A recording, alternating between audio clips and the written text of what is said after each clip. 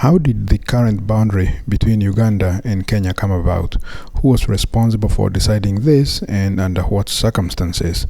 We shall seek the answers to these questions in this episode.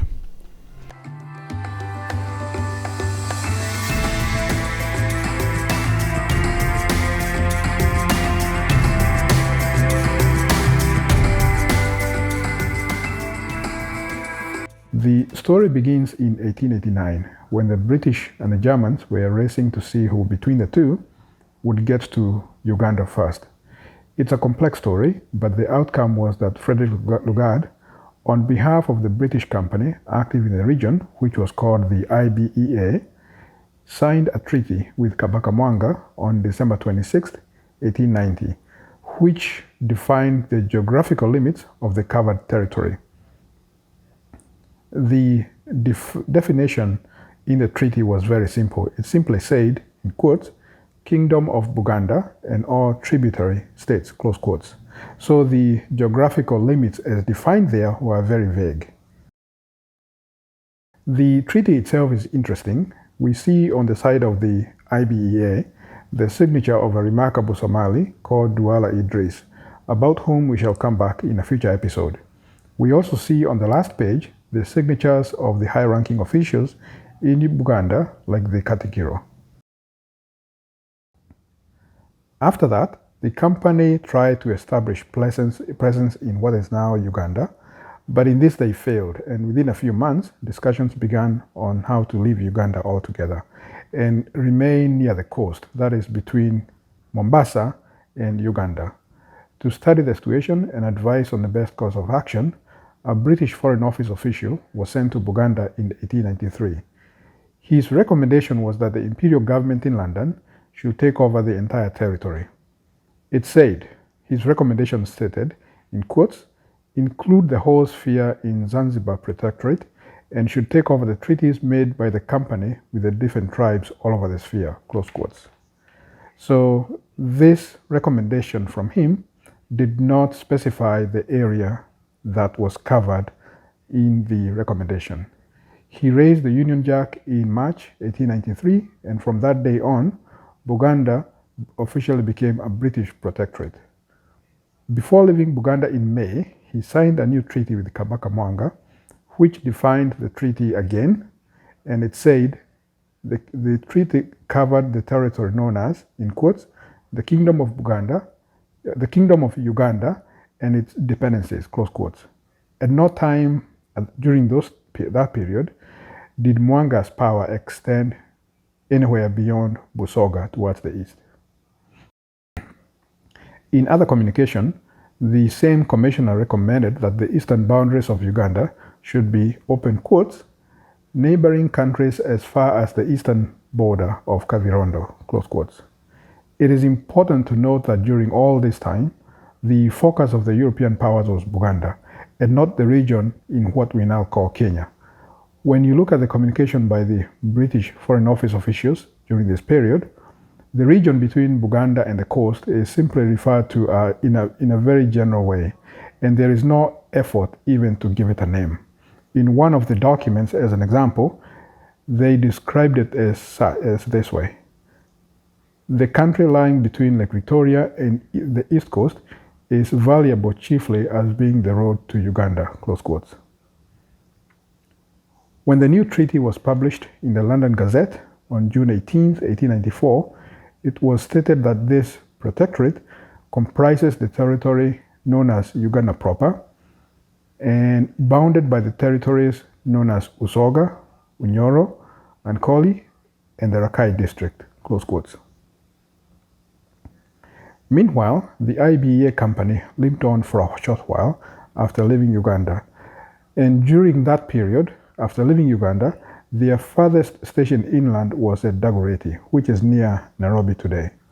On September 8, 1894, the IBEA were told by the Foreign Office that Uganda's eastern boundary was being extended just beyond Naivasha.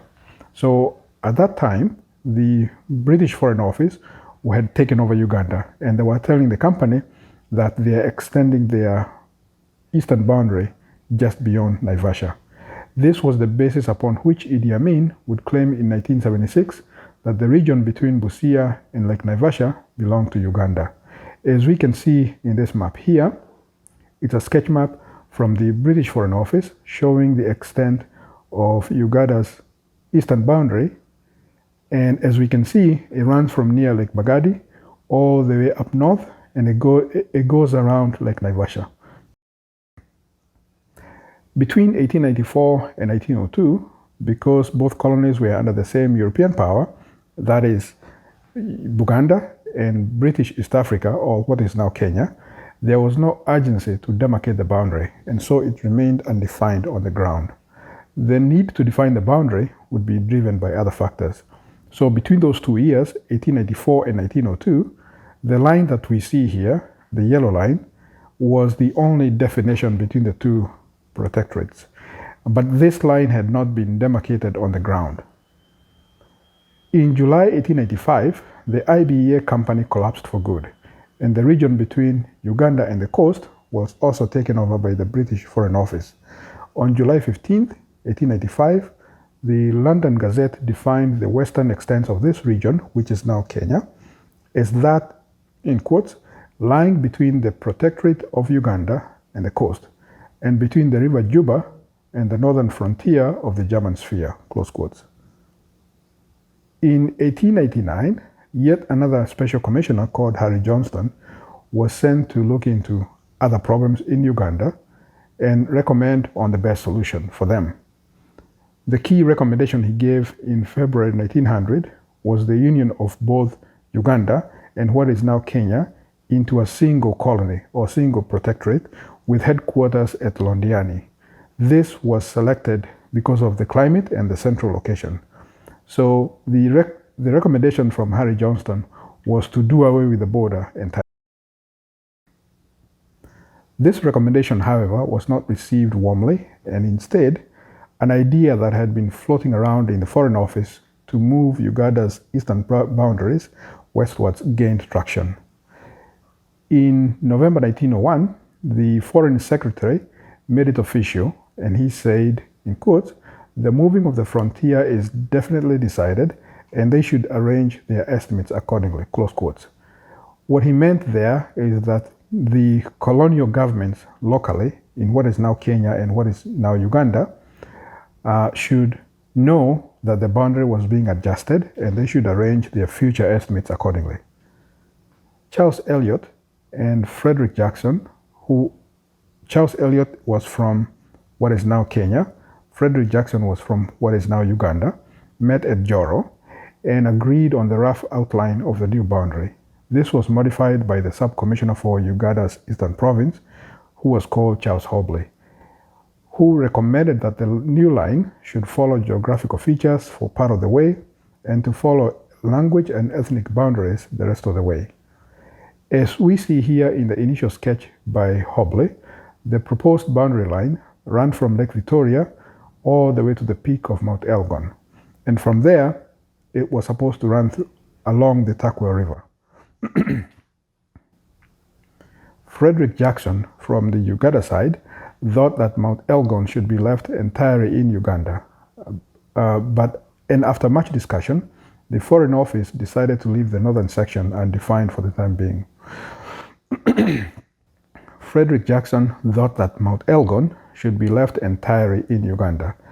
And after much discussion, the Foreign Office decided to leave the northern section undefined for the time being. Clement Hill, who was another high-ranking official in the British Foreign Office, wanted the new province, the province being moved from Uganda, to be called the Lake Province. But Commissioner Eliot from Nairobi proposed it to be split in two and named the two resulting provinces Naivasha and Kisumu. He considered the original one too large for effective administration by a single sub-commissioner. The transfer itself was officially announced in an order dated March 5, 1902, and the European staff stationed there were transferred along with the province. After the transfer was officially complete, Charles Hobley from the Uganda side and William Grant from the British East Africa side, or what is now Kenya, were appointed to draw up a boundary line between the two protectorates.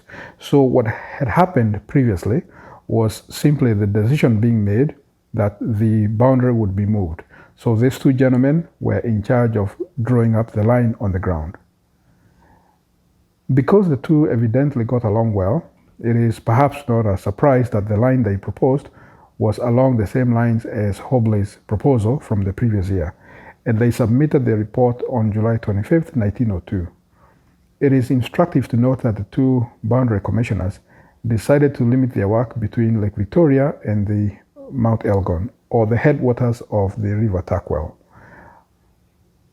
The line of demarcation that they came up with began at the mouth of the Nzoia River and wound its way diagonally across Mount Elgon until contact was made with the Suam River, which is a tributary of the Takwel River. The other important point is that the distribution of different ethnic groups between the lake and Mount Elgon was one of the key considerations guiding them in the task. And this is evident in the instructions to them and also in their final report. The report was approved by the Foreign Office, despite objections from Charles Elliot, who thought that the boundary would present problems when the region was opened up for white settlers. Charles Elliot would become the key proponent of having European settlers in what is now Kenya. The line up to Mount Elgon has remained virtually unchanged, but it has gone through a few minor adjustments after that work by Charles Hobley and William Grant in 1902. Now to the section of the boundary north of Mount Elgon. In 1910, the governor of British East Africa told his counterpart in Uganda that his administration intended to establish civilian rule up to the Takwel River. He also wanted to know if Uganda had any plans for the region north of the Takwel River. So this is the region north of Lodwar. According to the governor from Nairobi, if Uganda had no plans for administering the area, they should either allow for the boundary to be adjusted or they should allow for soldiers from what is now Kenya to have right of access in the course of their duties. So right of access across into what was then Uganda, beyond Lodwar, in the course of their patrol duties. Apparently, no answer was received, and this question would come up a number of times in subsequent years. The perception in Uganda at that time was that Turkana land was a wasteland from which no substantial revenue could be expected. For that reason, the government of Uganda was committed to simply paying for the company of soldiers, King's African Rifle soldiers, who were stationed north of Lodwar. In 1914, and after a military expedition, when the question came up again, the governor of Uganda agreed in principle to the frontier adjustment proposal in order to allow for better law enforcement. Perhaps due to the urgency of World War I, this was not followed up, however.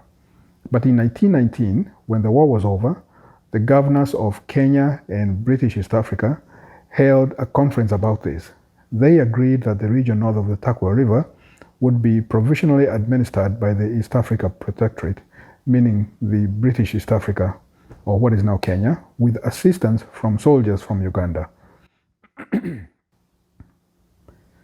In July of 1919, the new governor of British East Africa, who was called Edward Northey, proposed a permanent change to the boundary to reflect the recent decisions, and this was formally agreed to. Northey wanted the new boundary line announced in a new order in council that was being prepared about the cessions of Jubaland to Somalia. That, however, didn't happen, and so the boundary change was not included in the Jubaland order in council. In 1925, the authorities from the Kenyan colony gave notice that they intended to establish civilian rule in all Turkana land by the end of that year. As a follow-up, the region west of Lake Turkana and north of the Takwel River was officially and permanently transferred from Kenya to Uganda on February 1st, 1926. This change was made through an order in council dated April 7th, 1926. Since then, the boundary line between Uganda and Kenya has remained virtually unchanged. There have been a few minor adjustments One of them which is interesting and can be discussed in a future episode, but the rest of the line has remained the same. Thank you.